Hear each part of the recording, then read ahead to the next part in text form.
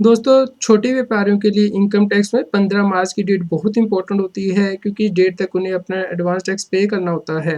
तो बहुत से टैक्स पेयर को इसके बारे में पता नहीं होता, जिसकी वजह से कि जब वो रिटर्न फाइल करते हैं उस वक्त उन्हें टैक्स तो पे करना ही पड़ता है, बल्कि उसके अलावा इंटरेस्ट भी एडिशनल पे करना होता है।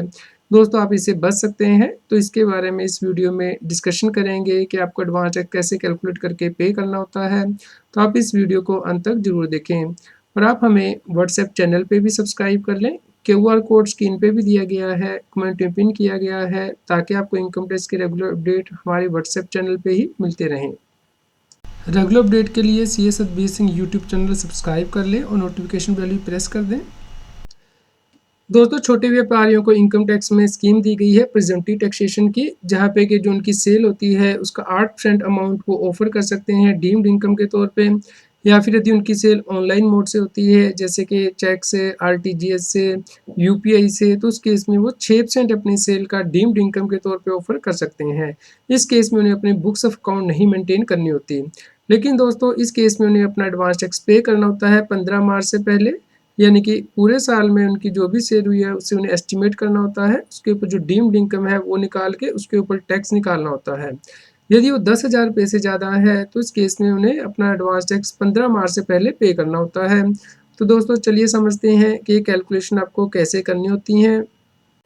मिस्टर कुमार एक प्रोविजन स्टोर रन कर रहे हैं और उन्हें ना एस्टिमेट किया है फाइनेंशियली 24-25 में उनकी सेल 1,84,00,000 रुपया होगी, यानी कि 2 करोड़ से कम होगी। तो दोस्तों, 44 एडी की स्कीम ऑप्ट कर सकते हैं, जहाँ पे कि उन्हें 8% अपनी टर्नओवर का डीम्ड इनकम के तौर पे दिखाना होता है। दोस्तों, यदि उनकी 95% सेल ऑनलाइन मोड से होती है तो 3 करोड़ रुपए तक आप ये स्कीम ऑप्ट कर सकते हैं, प्रिजम्पटिव टैक्सेशन स्कीम। तो इस प्रकार आप यहाँ पे कैलकुलेशन करेंगे। दोस्तों, यहाँ पे आपकी जो टर्नओवर है वो 1,84,00,000 रुपया है। तो ये क्योंकि पूरी आपकी कैश मोड से टर्नओवर हुई है, यानी कि बैंकिंग चैनल से नहीं हुई, तो हम यहाँ पे 8% इसका डीम्ड इनकम के तौर पे मानेंगे, यानी कि 14,72,000। दोस्तों, अब इसके ऊपर आपको टैक्स कैलकुलेट करना है। तो दोस्तों, जो टैक्स के स्लैब रेट है, नई टैक्स रेजीम में फाइनेंशियल 24-25 के लिए स्लैब रेट चेंज किए गए थे। तो 3 लाख तक नील टैक्स है, 3 लाख से ऊपर की इनकम पे 7 लाख रुपए तक 5% टैक्स है, तो वो हमने यहाँ पे निकाल लिया 20,000 रुपया। 7 लाख से ऊपर की इनकम पे 10 लाख रुपए तक 10% टैक्स है, जो कि 30,000 रुपये बनता है। 10 लाख से ऊपर की इनकम पे 12 लाख रुपए तक 15% टैक्स है, जो कि 30,000 रुपये यहाँ पे बनता है। और 12 लाख से ऊपर की इनकम पे हमारी इनकम जो टोटल 14,72,000 है, तो वहाँ तक जो टैक्स है 20% है, तो वो हमने यहाँ पे ले लिया है। तो इस प्रकार हमारा जो टोटल टैक्स बना 1,34,400 बना। इसके ऊपर 4% एजुकेशन सेस भी है 5,376 रुपया। तो ये जो टोटल टैक्स आपका बना है ये आपको 15 मार्च से पहले पे करना होता है, क्योंकि आप सेक्शन 44 एडी के अंतर्गत अपने रिटर्न फाइल करते हैं।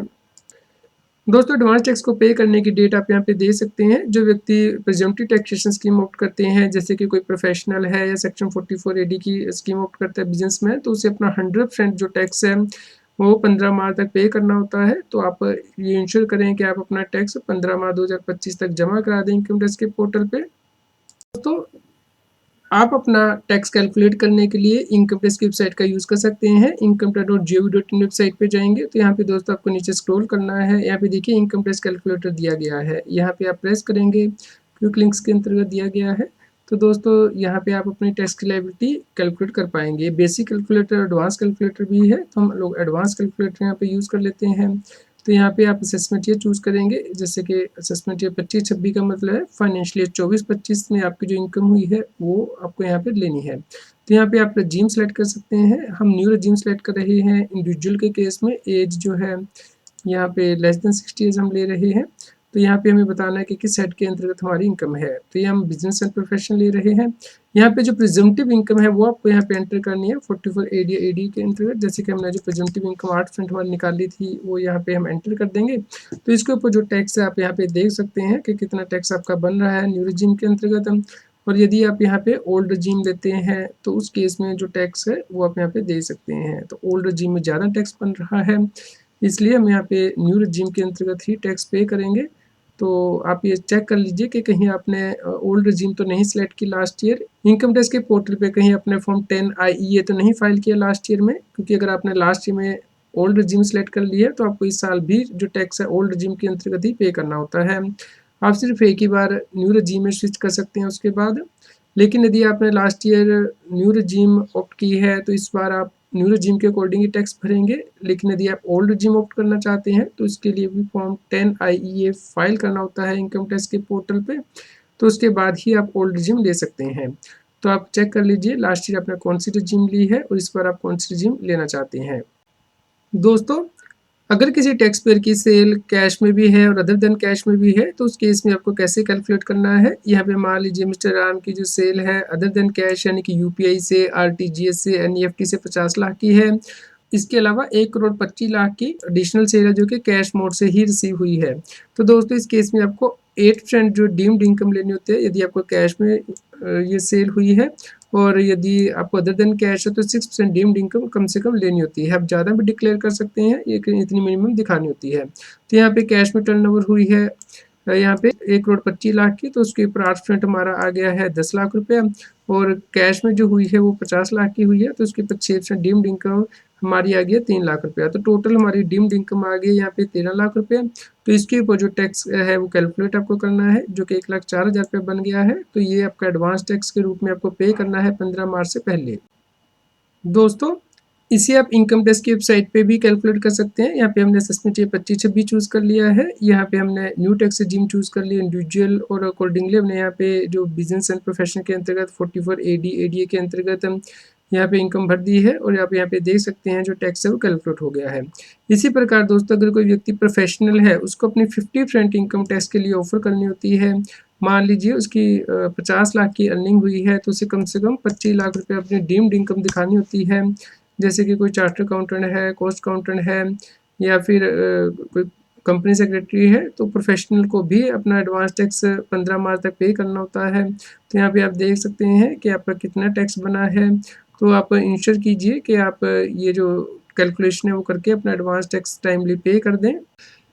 दोस्तों, यदि आपको कोई TDS या फिर TCS कटा है तो आप उसको लेस कर देंगे। आपकी जो भी टोटल टैक्स लायबिलिटी बनी उसमें से TDS और TCS लेस करके बैलेंस अमाउंट आपको पे करना होता है यदि वो 10,000 रुपये से ज़्यादा है, ताकि जब आप अपनी इनकम टैक्स की रिटर्न फाइल करें उस वक्त आपको कोई एडिशनल इंटरेस्ट ना पे करना पड़े।